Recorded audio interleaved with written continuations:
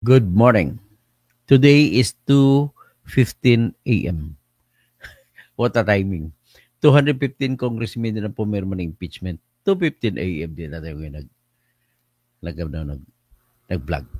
Anyway, what is important here is itatackle natin yung sinabi ng House of Representatives sa pamamagitan ng kanilang spokesperson na si Attorney Princess Abante at nang sinabi na ito ni Tambe kahapon pa ay itatakil natin kung ano ang balak nila, ano ang kanilang punto, at ano ang gusto nila mangyari sa kanilang motion for reconsideration. So, ito po ang gagawin nila. But in the meantime, ladies and gentlemen, ang ating pag-usapan, umpisan ko muna sa konteksto kung paano dinismiss, ano ang rason ng dinismiss para maintindihan natin ang tinatawag na dahilan nila kung bakit sila magsampa ng motion for reconsideration. All right. Ladies and gentlemen, ito po ang rason. Ito po yung kopya ng decision na ipapakita ko sa inyo. Kami. Decision na binasura ng Supreme Court ang reklamong impeachment.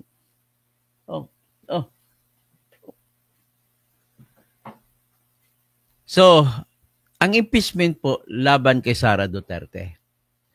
Natandaan ninyo 7 articles yan pero hindi natin i-discuss yung mga artikulo.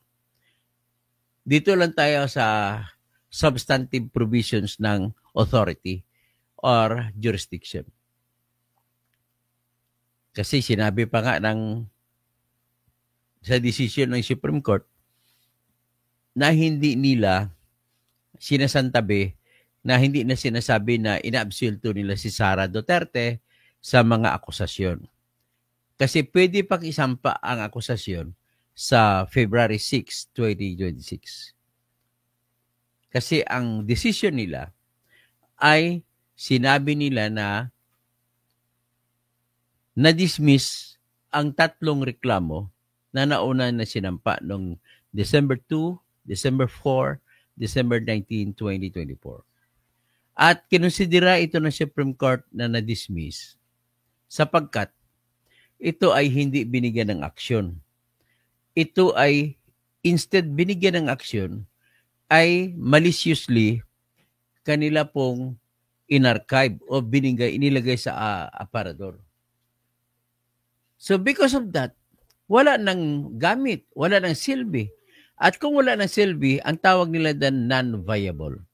At kung non-viable, sinabi ng decision ng Supreme Court, they are considered as dismissed. And now, since it is dismissed, it shall now trigger the running of the 1-year period to prohibit the filing of another impeachment complaint against Sara Duterte. So, tandaan niyo yung 3 ha. Ngayon, ang pinrohibit yung pang-4 na reklamong impeachment na sinampa nila noong February 5. So tandaan niyo, December 2, December 4, December 19, 2024 pa sinampa ang naunang 3 impeachment complaint. Tapos sinabay sila endorso kasama yung February 5 na impeachment complaint. So ganun pong ginawa nila. So, ngayon, sinabi naman ng Supreme Court na yung nauna, ang ginawa nila kung bakit nagdesisyon ang Supreme Court na naging hadlang na ang 3 complaint laban sa pang-4 na complaint. Sapagkat ganito ginawa nila. Inamin din ng House of Representatives na ganito. Nang inendorso nila ni Secretary General Reginald Velasco ay ang ginawa nila ng House of Representatives ay ganito.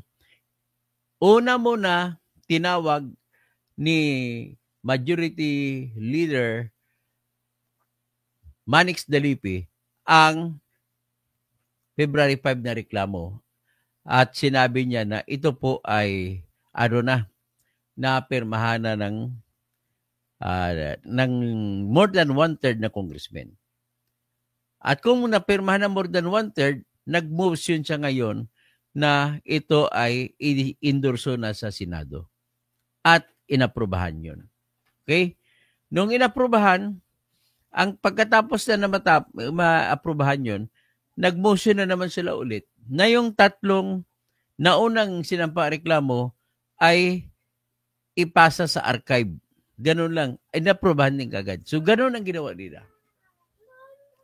So, sa mata ng Supreme Court, ito po ay tahasang panluluko, paikot-ikutan ang batas ng impeachment. Biro mo naman, nauna na yung tatlong reklamo, December 2, December 4, December 19. Tapos, iunahin mo tackle yung pinahinahayaan lang, inupuan nila ng ilang araw. Inupuan nila yung tatlong reklamo. So because of that, nagdesisyon na ngayon ang Supreme Court na bawal na ang port complaint dahil ay ginawa na at naharangan na ng tatlong reklamo na dinismiss nila sa pamamagitan ng pag-archive. Okay? Ganun lang ang sabi ng Supreme Court. Napakasimple. Pangalawang dahilan na ginawa ng Supreme Court ay dahil hindi ninyo pinatawag si Sara Duterte or ibig sabihin, hindi nyo binigyan ng kopya ng reklamong impeachment at ebidensya si Sara Duterte, yun po ay na pinagkaitan siya ng karapatan sa ilalim ng due process na nagsasabi walang sinuman ang mapagkaitan ng buhay, kalayaan, at kayamanan kung walang proseso ng batas. Kung walang batas, pili mo sabihin kung walang batas. Walang proseso ng batas, pinakamagandang paggamitin. So, ano ang karapatan meron si Sara doon? May sweldo siya as Vice President.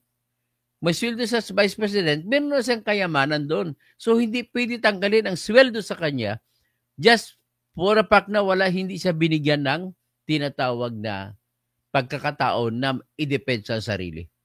Kasi sagrado nga sa ating Constitution sa Article 3 pa nakalagay. Tandaan mo, Article 3 mas nauna pa na artikulo kaysa yung impeachment na artikulo na Article 11. So kung pagtabihin ng Article 3 at Article 11, mas uunahin bigyan mas bigat ang Article 3. Mas priority in time ang nangyari. Kung priority in time, so bigyan siya ng priority in weight sa bigat.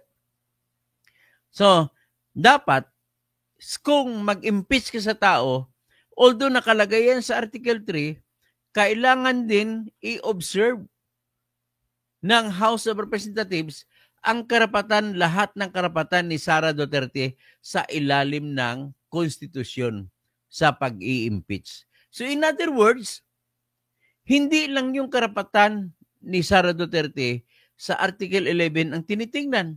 Karapatan niya rin titingnan yung ibang parte pa ng konstitusyon. Diba? Oh. So, ang ibang parte, isa doon sa ibang parte ay yung Article 3 na Bill of Rights kung tawagin. Ang Bill of Rights, ang una dyan ay yung tinatawag na Section 1. Pastor Rodi, good morning. Recall, good morning. Valerie Serna, good morning. Si Cassandra Daisy, VP Sara for President. Jess Pantillas, dalawa na lang nanood sa iyo. Mga walang maniwala sa iyo, dalawa lang ba nakita mo? Alam mo, in-intention ko lang ito, Jess Pantillas, magpalabas ngayon kasi para hindi magulo. Pero na problema ako, nanood ka pa. So anyway, pangatlo ka na sa nanood sa Facebook, okay? Ang hindi mo lang po nakita, nanood sa YouTube.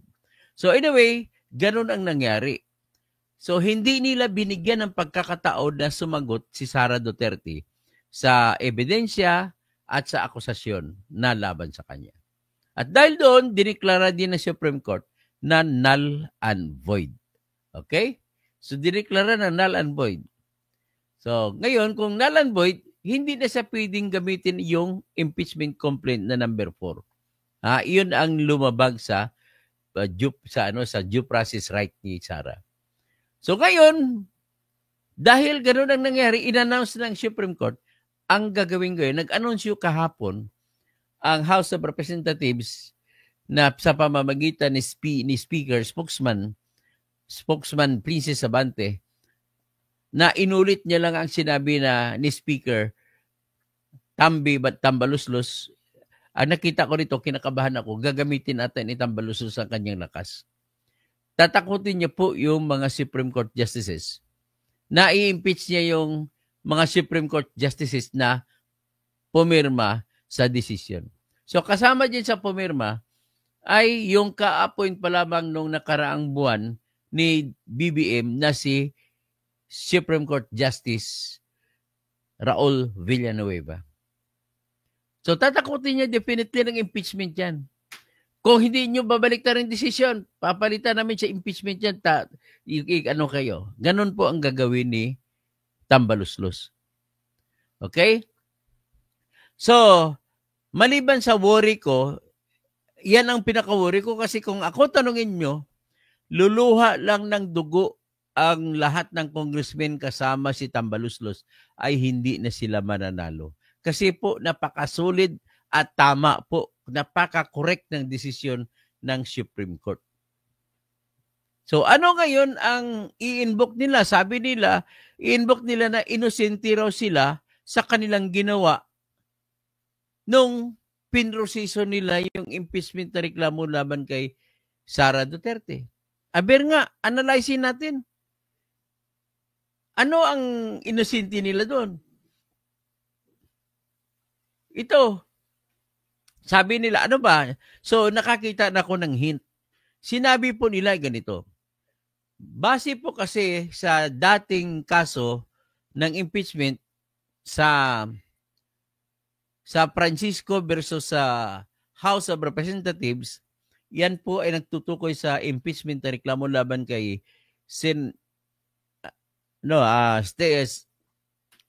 Court Chief Justice Hilario David at saka yung kay Gutierrez naman, ang ganito ang kanilang ginawang ng korte noon, ang ginawa nilang proseso.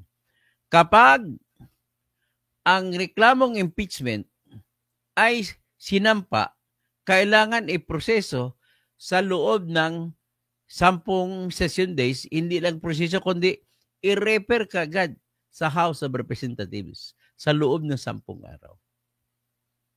At sinabi roon, kailangan i-observe nila yung initiation rule na pagdating sa House of Representatives, i-refer kaagad sa House Committee on Justice. Yun ang inutos sa kanila. Sa batas ng makukuha sa kaso na Francisco versus House of Representatives at saka Gutierrez versus House of Representatives. So in other words, sinunod daw nila. Ang tanong, sinunod nila para daw hindi mapigilan, para hindi magkaroon ng hadlang ang pang-apat na reklamo. So ibig sabihin, gusto nila i-argumento ganito.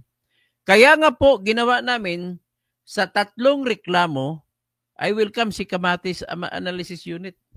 Matalinong vlogger ito.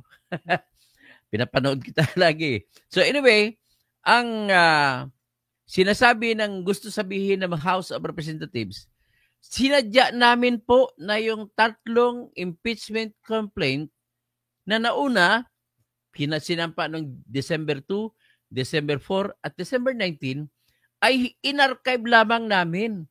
Kasi pag in-refer namin sa House Committee on Justice, ay baka mahadlangan pa ang pang-apat na reklamo. So, ganon ang sinasabi nila. Oh, ibig sabihin, kasi aral naman kami, nakuha namin ang leksyon doon sa Francisco case at saka sa Gutierrez case na kapag nirefer mo sa House of Representatives Justice Committee ay mag-trigger na o mag-operate into operation o automatically operate na yung tinatag na 1-year ban against the filing of subsequent impeachment complaint. So para maiwasan daw nila, inosente sila na naniniwala na sundin lang daw nila yung Francisco case at saka Gutierrez case na para mahadlangan, ang tanging paraan daw para mahadlangan ang kasunod na reklamong impeachment ay kung i-refer. Kaya inamin naman nila, inamin nila sa kanilang sagot sa Supreme Court, inamin nila na in-archive nila noong February 5. So, ganun. Ang problema lang dito kay iyo ay sabi ng Supreme Court, pinapaikutan nyo ang batas. Bakit ito ang tagal-tagal na ito nasampa? Bakit hindi ninyo i-endorso agad for the agenda for in 10 session days? Hindi nyo nilagay sa order of business. Ang punto ng Supreme Court, sa pagsampa pa lang unang araw noong December 2 ng unang reklamo, sabi ng Supreme Court, nagkakaroon na po siya ng karapatan. It has already that right. Kabatis analysis yun, tandaan mo ito. Noong December 2, nung sinampa yung unang reklamo na veripikado naman, at saka sufficient in form and substance kasi may mga ebidensya na nakakabit. So, magti-trigger na ngayon ang obligasyon na ibibigay sa House of Representatives ang reklamo na impeachment para maikalendaryo na sa loob ng 10 session days. Ang problema, pinatagalan Umamin pa naman si Velasco. Alam mo, sinight pa ng Supreme Court ang interview ni Velasco kay Karen Davila, kasi may inantay pa kami na isa mas tumawag sa akin kasi yung 12 pang congressmen na antayin mo na, huwag mo muna endorso kasi may mas malakas na reklamo isasampa. Sinight ng Supreme Court yun na isang indikasyon na pinapaikutan ninyo ang utos ng konstitusyon. Nakalagay kasi sa utos ng konstitusyon ay ganito. Basahin na lang natin, para exact words ang mabasa ko. Nakalagay sa dito. Dito sa Article 11. Article 11. Yan. Section 3, paragraph 2. Ito ang exact wordings ng Constitution natin. A verified complaint for impeachment may be filed by any member of the House of Representatives, or it may be filed by any citizen, but of course with resolution of endorsement by any member of the House, which shall then be included in the order of business within 10 session days and referred to the proper committee. So ngayon ang ginawa nila, kasi yan po ang wordings, hindi na nila ni-refer. Kasi ang sabi ng Supreme Court, ang intention nyo talaga para hindi maharangan ang pang-apat. Kaya sinircumvent ninyo ang batas. Kasi ang utos sa kanila, dire-diretso hindi ka pwede magkaroon ng discretion o choice kung ano gagawin mo. Itong utos sa inyo, sa loob ng 10 araw, oras na matanggap ninyo ang reklamo na veripikado, ibig sabihin na veripikado, yung reklamo na hindi ang laman niya may sustansya at may forma. Ang pag sinabi mo may forma, nakalagay doon, mayroong nakalakip na sinumpa ang salaysay na kung saan nagdideklara ang nagrereklamo ng ganito. Number 1, na nabasa niya ng buong buo ang lahat ng nakalagay sa kanyang reklamong impeachment. Number 2, na naintindihan niya lahat ang kanyang binasa. Number 3, na ang lahat na nakasulat doon ay personal niya na alam. Number 4, at lahat ng mga bagay na hindi niya personal na alam ay hango sa authentic records. Yung pinakabago pa nga na verification ngayon na pinalabas ng Supreme Court, may karugtong pa na ito ay aking sinasampa na hindi, walang intensyon na mangharas o makakuha lamang ng leverage. Yun ang mga beripikado. Lahat ng reklamo na sinampa noong December 2, December 4, at December 19, 2024, pag binasa mo, beripikado lahat. So, sa sustansya naman, yan ang tinatawag na substance. May sustansya ba? May substance po, sapagkat sakto naman pag binasa mo, you do not need to be a very good lawyer for you to understand na may sustansya. Sapagkat nagbanggit ang grounds kung ano nakasulat sa Constitution, betrayal of public trust, culpable violation of the Constitution, and committing high crimes, tungkol doon sa confidential fund high crimes, and bribery. Sinabi lang ganun. Tapos may ebidensya pa nakakabit. So, ibig sabihin, sufficient in form and substance yung tatlong reklamo. Kung ang binabanggit ng Constitution na if the complaint, a verified complaint for impeachment filed must be calendared for in the order of business within 10 session days. And, may kastruktur pa, and automatic yun. Thereafter, refer to the proper committee in 3 session days. Ang ginawa nila Kamatis Analysis Unit para makalusot sila, para mailusot nila yung pang-apat na reklamo, ganito ginawa nila. Hindi daw nila, sinadya nila na in-archive kasi hindi nila i-refer para hindi makahadlang sa pagbilang ng 1 year. Kaya lang, nakakitaan sila sa huling-huli na kayo. Ang auto sa inyo ay immediately i-refer, although sinasabi within 10 session days, immediate. Parang forthwith lang yun. So, walang hadlang, wala kang ibang trabaho. Mabuti ka gaya sa Senado, ang forthwith nila, may iba pang trabaho na dapat tapusin yung mga batas, kagaya ng batas sa pagpataas ng sahod, hindi tuloy natapos yun. Pero ito kay Reginald Velasco, kasi hindi niya binigay, magkatabi lang sila ng opisina, ding-ding lang ang pagitan ng office niya, tsaka opisina ni Speaker Romualdez. At hindi pa niya binigay. So, yun ang pinunto ng Supreme Court. Sabi ng Supreme Court, wala kang discretion. Totally, you must respect the right of the persons who filed that complaint. Because once they filed that complaint on December 2, they were expecting that on December 3, you will endorse that to the House of Representatives. Ang ginamit na salita ng Constitution, House of Representatives. Hindi nga siya nagtukoy sa Secretary General. Hindi siya nagtukoy sa Speaker. Bakit? Ito po yung explanation. Hinango yan ng gumawa ng Constitution doon sa panahon ni Marcos Sr. Na noon ay may mga impeachment complaints sinampa laban kay Marcos Sr., hinarangan ng Speaker, pinaupo at tinulugan. Kaya, nung ginawa na ngayon ang bagong impeachment complaint, totally, ang intention nila Kamatis Analysis Unit ay hindi magbibigay ng kahit kunting choice o discretion sa sinumang opisyal ng House. Kailangan tuloy-tuloy. Pagsampa, na-trigger na kagad ang pagtakbo.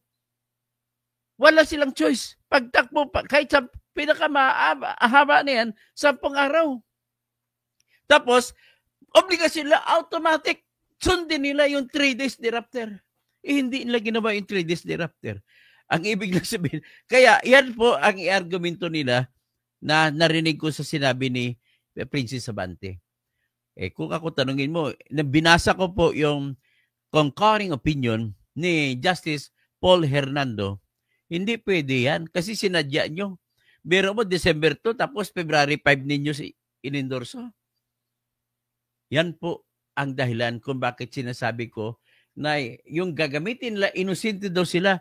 At ngayon, dahil inosente sila, at kung nagkamali man sila, hihingin daw nila ngayon sa Supreme Court, pagbigyan nyo itong reklamong impeachment na inaprubahan namin.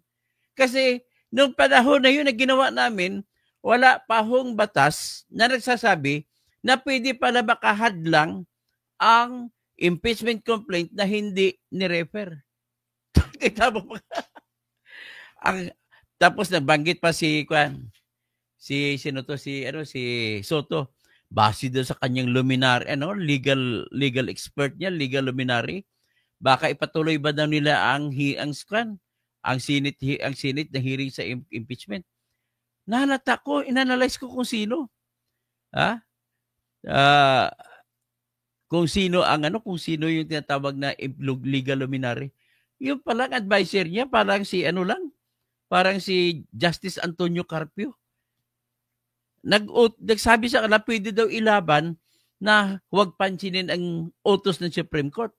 Patay tayo diyan kung hindi natin sila sundin. Kasi ganito po yun.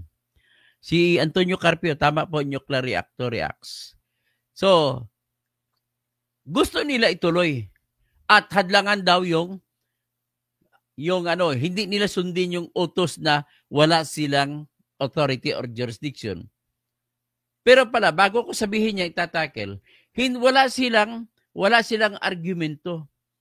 Kundi isa lang, sinabi lang nila, hindi naman daw, patungkol naman sa violation of due process, which is iba ito kaysa paghadlang sa 1-year ban. Sa due process naman, pinuntos po ng mga justices, akalain mo, unanimous sila. Pinuntos nila na maliban sa 1-year ban, ay naglinabag pa ninyo yung due process right ni Sara Duterte. Kaya babalikan ko lang ito. Sabi nila, hindi naman daw nakalagay yun kasi nakalagay sa Section 4 Section 3, Article 4, na kapag pumirma na, ayos na, diretso na. Sabi ng decision ng Supreme Court, hindi po yan. Lahat kasi na ginawa nyo sa impeachment, tiningnan ninyo kung merong nilabag, pang ibang karapatan ni Sara. Nakalimutan nila may karapatan pa pala si Sara sa no person shall be deprived of life, liberty, or property without due process of law. Andun yun sa Section 1, Article 3. Mas nauna pang numero ng artikulo kaysa 11. Ibig sabihin, priority in weight and in time. Yung Article 3 para Section 1. So may karapatan si Sara po, sa sinabi ko kanina, sa kanyang sweldo. Hindi siya pwede tanggalan ng sweldo kung hindi mo respetuhin ang sagrado niyang karapatan na bigyan muna ng pagkakataon magpapaliwanag. At dahil hindi nila ginawa, so sabi ng Supreme Court, wala rin. Kulang na lang sila tawagin mga obs eh. So ngayon, yan ang punto nila de vista sa kanilang argumento. Una, inosente daw sila sapagkat sa panahon ng pinoproseso nilang impeachment na reklamo laban kay Sara ay wala pa yung tinatawag na kung hindi ma-refer, kung i-archive ay bawal na. Ang meron lang daw noon sa panahon na yung Francisco case na kailangan i-refer mo na para pwedeng hadlangan ang pagtakbo ng pagbabawal sa pagsasampa ng bagong reklamo. Yun po ang sinabi nila. Inosente ba yan? Matatawag mo inosente? Kaya lang tinawag sila sa desisyon na intentional circumvention of the law. Pinaikot-ikot ninyo. May karapatan ang bawat reklamo, ang bawat complainant. Pagsampa niya, in-expect niya yan. Ibig sabihin, nilabag niyo ang karapatan ng unang nagreklamo. Kailangan within 10 session days ay na-submit na. At within 3 days thereafter, dapat na-refer na sa proper committee. Hindi nila ginawa. Kaya sabi nila, inosente naman kami, hindi pa, kasama pala yan. Parang ganun. Hello naman. Ano ba namang ibig sabihin nito? Ginagawa niyo tayong grade 1. Ngayon, itong sinasabi ng mga paliwanag ng ibang justice, kagaya na si Justice Inting, sabi niya, pinapaikot-ikot ninyo ang pag-interpret sa Section 3 ng ating Article 11 ng ating Constitution. Hindi nyo ba alam na dapat i-interpret mo yan as kung ano pagkaintindi ng layman, pagkakaintindi ng mga hindi abogado. Kasi ang intention yan ay para sa tao yan, hindi para sa abogado. Kaya dapat ang pag-interpret ng kung may pabor dapat sa kung anong interpretasyon ng tao. Kaya in-interpret ng tao, kung ang pagkaintindi ng tao, kung natanggap, Wala nang preno yan. Tuloy-tuloy na yan. Wala niyang discretion kasi nangyari, ilang beses nangyari ang history niyan sa pagsagawa ng probeso na yan ay nanggaling pa sa panahon ni Marcos Sr. May ilang mga politiko sa panahon ni Marcos Sr. na nagsampa sa integrated batasang pambansa, interim batasang pambansa. May nagsampa ng mga tinatawag na impeachment. Hinarang na speaker para hindi matigok si Marcos. Ngayon, gusto nila kung kakampi nila si Sara, sigurado harangan na yun ni Tambaluslos. Kung makaaway nila, hinarang yung una na hindi ka nais-nais sa kanila. So, ganun po ang nangyari. Sa totoo lang, dito ko na ngayon nakita ang katotohanan sa sinasabi ni Toby Chanco na ginamit ang 3 impeachment complaint ay hindi talaga sinadya na pinatakbo kasi panakot ginagawang pang blackmail kay BBM. Ayaw ni BBM na magkaroon ng impeachment laban kay Sara kasi alam ni BBM na kapag may impeachment, matatalo ang kandidato ng alyansa. Wala, pera na sa isip na, tsaka ang gusto ni Tambaluslos, siyang tatakbong presidente, kailangan matanggal si Sara sa equation. Pag si Tolpo lang kalaban niya, kaya niya yan. Pag si Leni lang, kaya niya yan. Ganon na sa isip niya. So, ang nangyari, sinampa nila yung 3 impeachment complaint kasi pinasok na nila Tambaluslos yung AKAP at saka AX at saka MAIP. Ngayon, nagparamdam na si BBM na tanggalin niya yun, i-veto niya. At ngayon, para hindi ma-veto ni BBM, sinampa yung 3 reklamo at hindi pina-aksyon.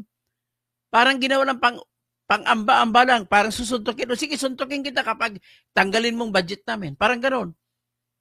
Ang nangyari, tali ang kamay ni BBM, inaprubahan niya ang budget sa AKAP, budget sa AX, at budget sa MAIP. Yan pala, tsaka flood control projects na 288 billion. Inaprubahan ni BBM. So ngayon, ang nangyari, may kapangyarihan pa rin pala si BBM na hindi palabasin ang pondo. So nangyari, January na, wala pa rin pondo pinapalabas. Patapos ng January, wala pa rin pondo palabas. Kaya ginawa nila, nag-submit sila ng pang-4 na reklamong impeachment na pinirmahan ng lahat-lahat. This time, wala nang atrasan at napilitan si BBM ilabas ang pondo ng AKAP sa AIX at MAIP at saka flood control projects. At totoo nga, nakita nyo naman, namigay na si Luistro sa Batangas. Di ba mamano-mano po pa kay Luistro yung mga tao, binibigyan niya tag 3,000. Ganon din kay Stella Luz Kimbo sa Marikina. Ang dami nilang pera. Yun po ang kapalit sa pirma nila na 215 sila.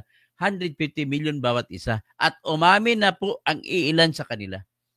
Pati si Joke Fresco nga umamin . So, because of that, na naibigay na, actually wala na sila. Gusto pa rin na ipapatuloy yung impeachment. This time, ang agenda naman ni Tambaluslos ay para matanggal si Sara at magiging madali na sa kanya pagpapanalo. So, yan po ang katotohanan sa likod nito. So, ngayon, ang tanong dyan, mananaig ba ang kanilang motion pre-consideration? Nasasabihin nila, inosente sila, hindi nila alam na mayroon kasama pala sa paghadlang sa 1-year ban rule, yung pag-archive, yun ang unang argumento nila. Tapos hihingi nila sa Supreme Court, Ginoong Supreme Court, wag niyo naman idama yan. Pagbigyan nyo na kami ang reklamong impeachment, total mayroon naman tinatawag na Doctrine of Operative Fact.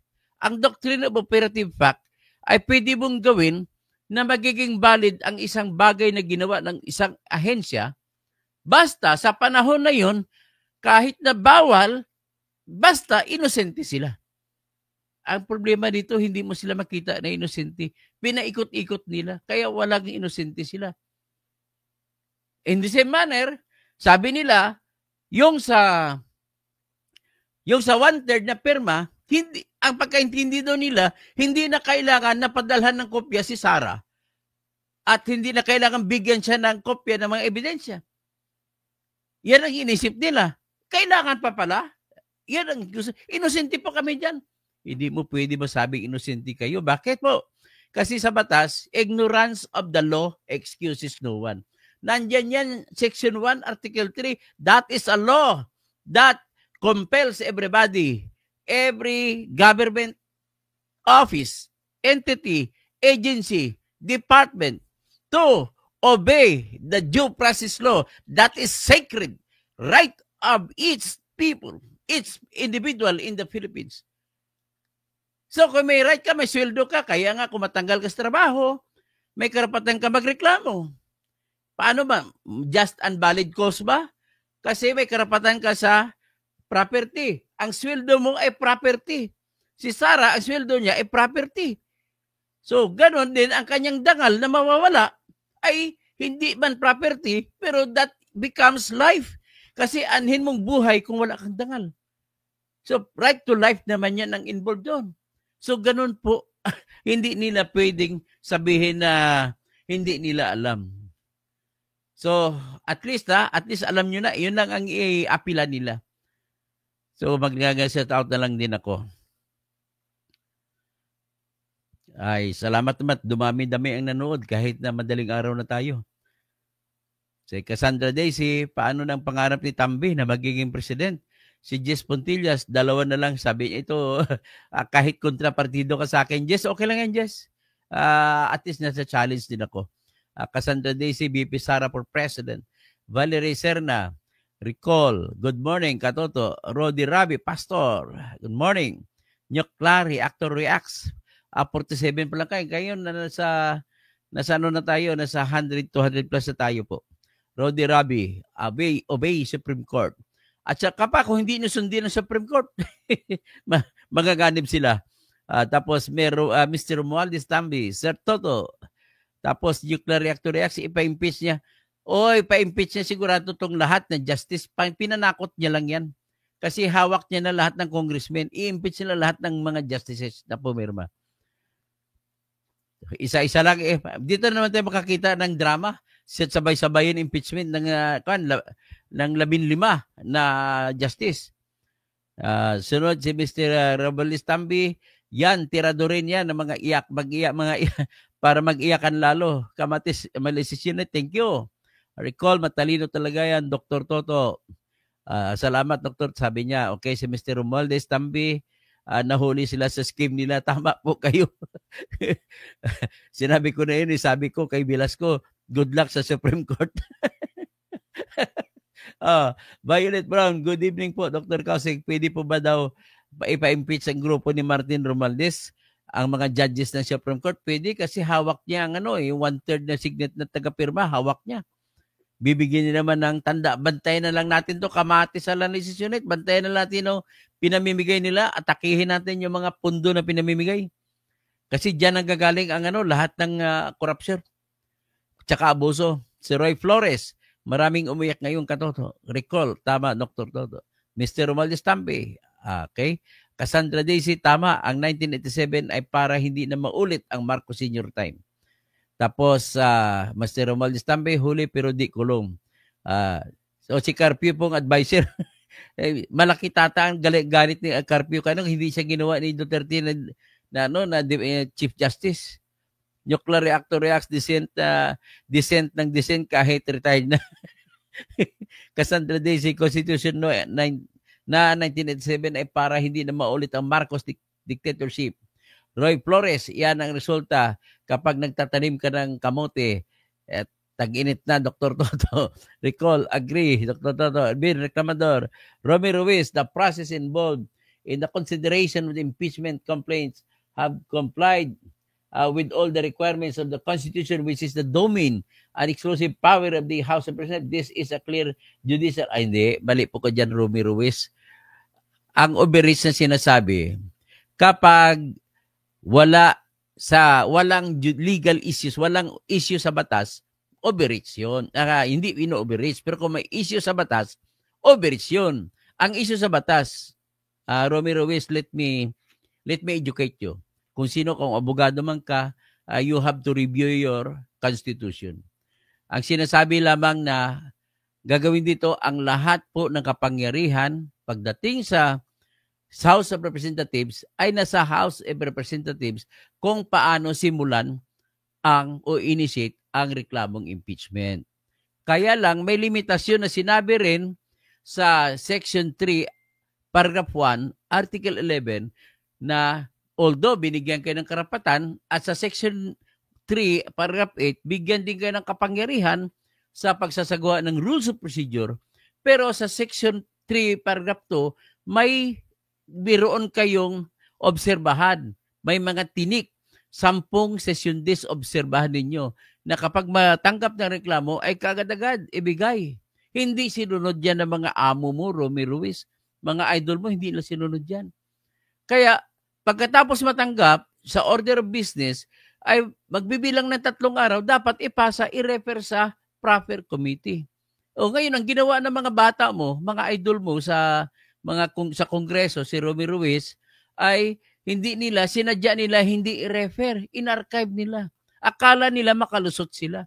Yun pala, sinabi po, ganito pala Kamatis Analysis Unit, napakahalaga nito.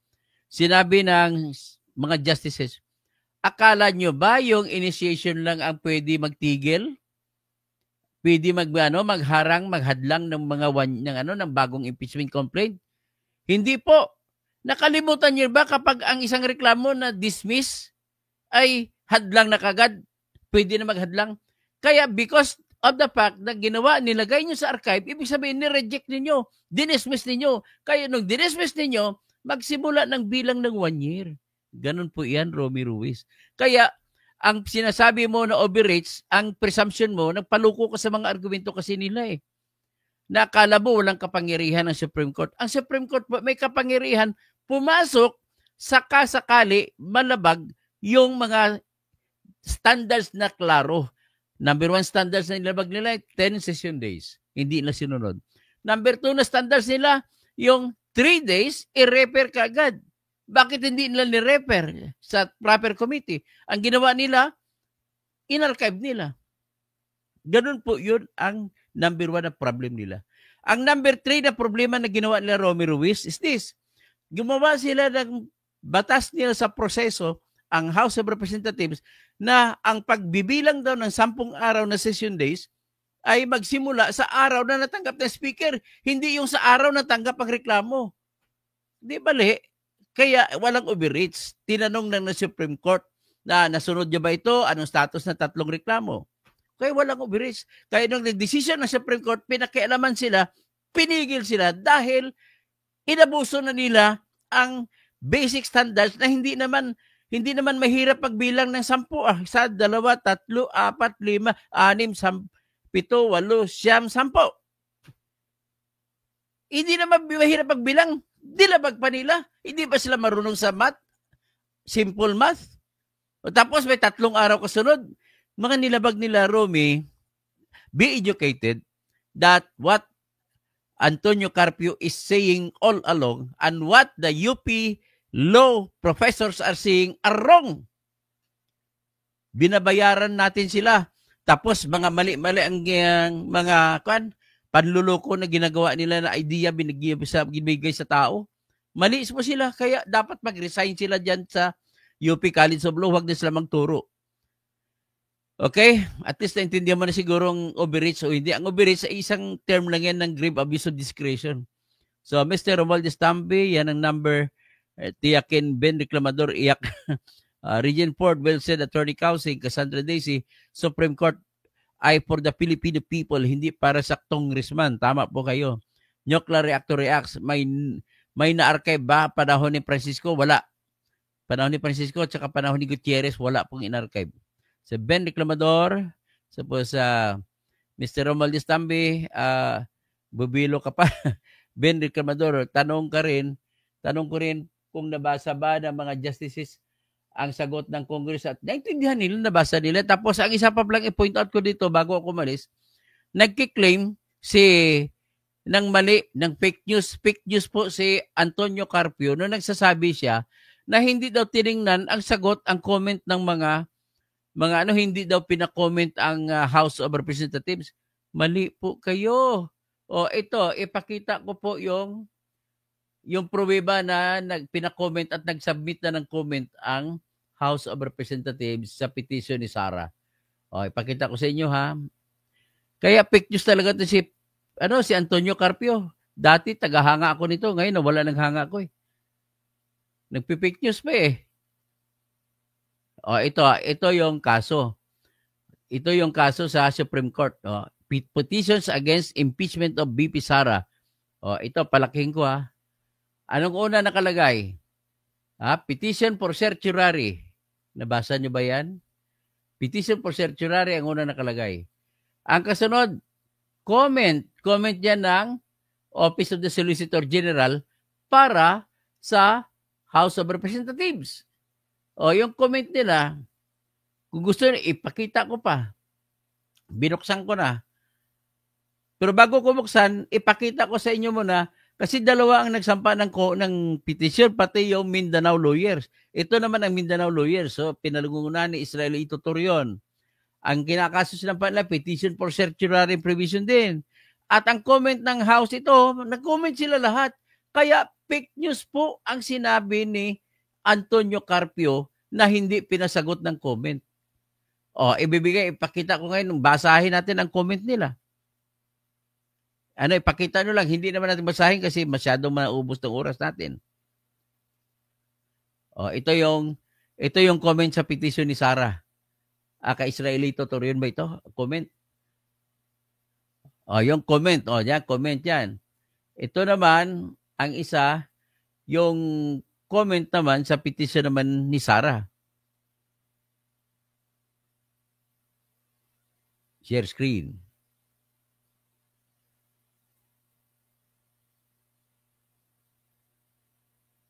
Ito, comment.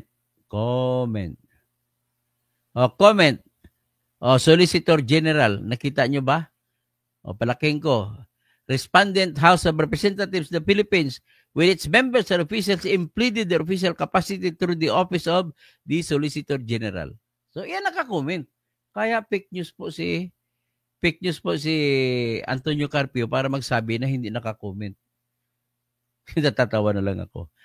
Baka matanda na kasi siya, mga mag-18 na siya, nakalimutan, nagkaroon ng Alzheimer's disease. Ben Reclamador, tanong ko rin kung nabasa ba ng Justices. Nabasa po yan, okay no? Si Nuclear Reactor Reacts, pwede pa naman maghintay ng 20th Congress. Kung gusto na talaga, file sila sa February 6 next year. Mr. Romualdez Tampi, yan na si Ben Reclamador, umandar na, bugakan.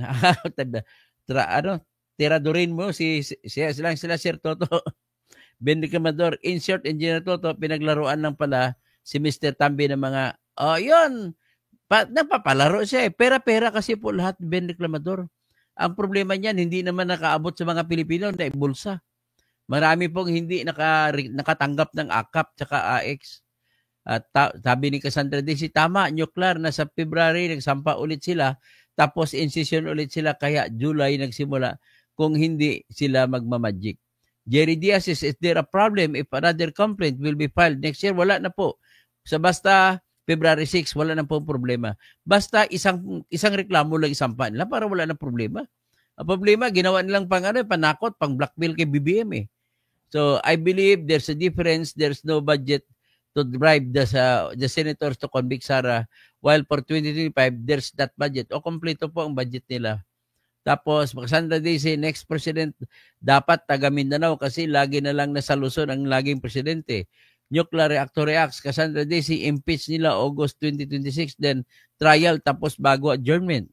Ben Reclamador, nagsampa din ako ng impeachment sa ponente ng Justice in Accordance. Magsampa ka laban kay Marvic Leonen? Wag na po, magsasayang ka lang ng oras, mababasura lang po yan. Nuclear reactor. At wala pong magpipirma na congressman. Mabuti kung pirma ni Tambalus yan. Nuclear Reactor Reacts. Cassandra Desi, impeach nila August 2025. Din trial. Eladio Junior Socorro. Galing mo ka, Toto. Mr. Romualdez Tambe. So, Gilly Ramirez. Good morning. Tapos, so iyak si Ben ito. Nuclear Reactor Reacts. Ben Reclamador. Nabasa nga ni Dr. Toto ang sagot ng OSG. Kaya sumagot na sila po. Hindi pwede sabihin ni Antonio Carpio na hindi pinasagot. Cassandra Daisy Nyoklar, talo pa rin sa Senate. Remember, this is a political exercise. Edgar Sanyo sa Attorney General, dapat ikaw soldier dahil sa galing mong magpaliwanag. Mr. Romualdez Tambi, ingot yan si Ben. ETC 109, Game Farm. Good morning, Sir Toto. 9 p.m. pa po dito sa France. Salamat po sa mga katotohanan na aming natutuhan sa batas. Excited po kayo palagi sa mga topic ninyo. God bless, Sir Toto. Kasi kabisado ko mga topics eh. Roy Bagamasbad. Attorney, vlog mo po yung laban ni Torre at ni Basti. Sige, mamaya, i-vlog ko mamaya kung ano nangyari kay Basti at Torre. Alam pala nila na may travel authority si Basti, manluloko si Torre at Tribulia. Cassandra Daisy, Nyoklar, impeachment ay either you are anti-Sara or pro-Sara. Political exercise nga kung gusto mo ng legal, doon ka sa korte. Mr. Romualdez Tambi, Sir Toto, may nababasa kang hindi namin nababasa. Kasi sa Facebook yun. Kag sa Facebook, ang mababasa nila kung nag-comment ka from YouTube, YouTube lang din ang mababasa mo, ang makikita mo. Ben Reclamador, Mr. Tambi, abogagong yan. Ilonggo ako, dapat lahat yan sa Congress na gumawa ng mali ay mag-resign o tanggalin. Hindi sila dapat nandyan kasi sila ang gumagawa ng batas. Tapos sila itong lumalabag sa batas. Nuclear reactor reacts, Cassandra Daisy ayaw mag-file sa ombudsman dahil walang ebidensya. Fernando Rafael Fernandez Cuervo, listening from Logroño, La Rioja, España. So, buenos días, Fernando Rafael, Senyor. Si Mr. Romualdez Tambe, iyak na lang kahit saan, Ben. Cassandra Daisy, mali sa nasimula ang impeachment kaya ending mali rin. O yun, tama nga kung sa simula, nagsimula ng mali. Mali din ang uwian niya. Cassandra Daisy, Supreme Court, tapos Mr. Tambi, Ben Reclamador, Nuclear Reactor Reacts, nabasa ng Dr. Fake News Kabin. Okay, Violet Brown, mas matalino pa kayo sa mga UP professor na yan at mga nagagaligan ng legal expert. Ay, problema, mali-mali din lang mga sinasabi ng UP legal experts eh. Cassandra Daisy, ang problema kasi sa kanila, hindi sila nagsasalita tungkol sa batas. May punto sila sa kanilang utak na bias na sila laban sa Duterte. Kaya ganun po, kung sumusi ang iyong damdamin, tinatalo ang iyong isip. So, sabi niya pala ni Violet, pero mas matalino po pala ako. O, tama naman po, mali-mali sila. Nuclear, you are right. Even ang congressman walang ebidensya kasi dapat nakalakip ang ebidensya sa reklamo at pasagutin ang accused. Mr. Romualdez Tambe, Ben, iyak ka na Ben, Reclamador? Isang justice said na dapat ang session should only be one day para simple lang. O ganito, nabasa ko lang, nais ko sana sabihin sa inyo bago ako malis. Ang kay John Paul Hinting, nagsumulat siya sa kanyang binuo daw yung konstitusyon para maintindihan ng ordinaryong mamamayan. Hindi para lang sa abogado ito. Kaya pag sinabi na session days, dapat kada araw na may session, hindi yung one session, two sessions, number 2 session ay binubuo ng 3 araw. Hindi, yung 3 araw, dapat 3 session days na yon. Yan ang gusto mangyari ni John Paul Hinting, Justice. Ang siya naman katwiran niya, ginawa talaga yan, sinadya para maintindihan ng mamamayan, hindi para sa abogado. So ang konstitusyon ay para sa mga mamamayan, hindi para sa mga abogado. Cassandra Daisy, ebidensya nila, Excel. Ang problema naman pala, sinabi pala, nais ko pala ibalita, Kamati sa Analysis Unit, pwede mong i-highlight yan sa blog mo, na isa sa mga sinabi sa due process na ginawa dito ng Supreme Court sa decision na ito, bawal magsampa ng reklamo sa impeachment basta kung ang gagamitin mong mga ginawa ay ginawa nung panahon na hindi pa Vice Presidente si Sara.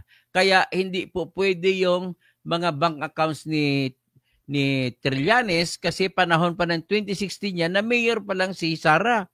So hindi pwede may sama yun, sabi ng Supreme Court. Sinabi rin ng Supreme Court na yung confidential fund ni Sara Duterte bilang mayor ay hindi pwedeng isama. Kasi mayor pa lang siya noon, hindi pa siya vice presidente. Dapat ang isama lang sa kaso ay yung mga nagawa niya nung siya ay vice presidente. Ganun kasimple. Kasi labag niyan sa ex post facto law. No retroactive effect ang mga parusa. Ex post facto law. Yan. So, Cassandra DC, nuclear reacts, Cassandra DC, evidence sila, Excel, tsaka wala man sa piatos-piatos pala, ganito lang ang mangyari. Wala. Ang tanong, nagnakaw ba si Sarah? Kung ang ebidensya natin ay merigis piatos lang? Ang sagot, marami pong ibig sabihin kung merigis piatos lang na resibo ang ibibigay. Una, ay pwedeng napunta sa bulsa niya, pwedeng hindi. Pero ang problema ay hindi naman inimbestigahan, hindi hinanap kung saan si Merigris Piatos. Pangalawa, sa totoo lang, hindi nila pwede panghimasukan yun sapagkat secret funds nga confidential fund. Kaya confidential, hindi mo pwede ilagay ang pangalan ng tao na aktual nakatanggap. At para maintindihan niyo po yung diwa sa likod niyan, ay ganito, yung SAF 44 na namatay, sila nakasama ng ibang SAF nang lumusob sila sa Mama Sapano para kunin ang si Marwan, binigyan ng mahigit 20 million ni Noynoy Aquino ang kasama ni Marwan na nagbibigay lang ng location ng cellphone number. At saka i-GPS ngayon cellphone, malalaman ngayon kung saan lagi siyang katabi ni Marwan. Kaya nung pumasok doon ang mga SAF na nauna yung mga buhay, ay pinatay na kagad nila. Alam nila kung saan si Marwan dahil po sa GPS na nakuha. At nakuha lamang yun kapalit po ng 20 million pesos na binigay ni Noynoy. Biro mo, cellphone number lang. At saka kay Bin Laden naman, ang nag-operate po na CIA, bumili pa ng isang Ferrari na brand new para irigalo lang dun sa tao na nagbibigay sa kanila ng telephone number kung saan si Bin Laden. Ganun po kasimple ang secret funds. Okay, sana naintindihan na ninyo. So, ibig sabihin, mahirapan sila magpatunay kung ninakaw ni Inday o wala. Maaring ninakaw, kaya lang wala tayong ebidensya pa. So, merci, Narbasa Suzuki. Good dito to. Sa live mo, ang dami ko natutunan sa tamang batas. O, mga batas ng ebidensya, sinasabi ko sa inyo. Bobby Admain, Sir Toto, ito na nangyari sa kaso ni Erwin Tulfo. Nasa Senate po ang kaso ni Erwin Tulfo at hinihintay ko na lang ang summons kung kailan kami magsimula ng trial. Naisampa ko, nagbayad po ako 60,000 pesos. Mr. Romil Stambe, kaya nga niloloko nila sarili ni Torre at Remulla. Bilis na setup. Cassandra Daisy, gayahin natin si BP. Sarah, fight our rights. Bobby Arnalin, hanapin mo ng malakas na ebidensya para maalis si Erwin. Malakas po ang ebidensya ko, Bobby. Huwag ka mag-alala. Malakas ebidensya ko labang kay Erwin Tulfo. Cassandra Daisy, gayahin natin si BP Sara na kahit gang up na siya ng mga congressman, Sara knows her rights. Si Kamatis analysis yun is current dapat. Dapat current na kasalanan ang ikasa, hindi yung luma. So Mr. Romualdez Tambi, narinig mo, Ben, baka pilit nyo pa yan. Ben Reclamador, nagnakaw yan si BP Sara, guilty yan until proven innocent. Baliktad, guilt. Dapat innocent mo na until proven guilty. Baliktad po, Ben Reclamador. Hindi po pwede, baliktad po, hindi po pwede po. Pasensya na. Kailangan pa ng confidential fund para sa tree planting. Ba't sigurado ka ba tree planting? Kwento lang yun sa hearing. Hindi naman yun ang lumabas sa hearing. Hindi naman yun ang lahat-lahat eh. Tapos, nuclear reactor reacts. Ben Reclamador, ang CF para sa mga kasabwat ni Teacher Franz. Oo, ang sa DepEd, kasi pinapasok po ng NPA ang mga high school students, nire-recruit. So, diyan po ang pakay nila, babantayan yung mga high school students. Rodolfo Ruilian, Toto, balimbing ka na. Hindi po ako balimbing kung anong batas, sinusuportan ko lang po batas. Pasensya na, kung hindi nyo po maintindihan, wala na po ako magagawa. And if you consider that as balimbing, kasi linalaban ko kung anong batas, nagkataon na pabor kay Duterte ang batas, wala po ako magagawa. Ingot. Sabi, okay, hanggang dyan lang, isang oras na tayo. Magandang gabi, magandang umaga po sa inyong lahat.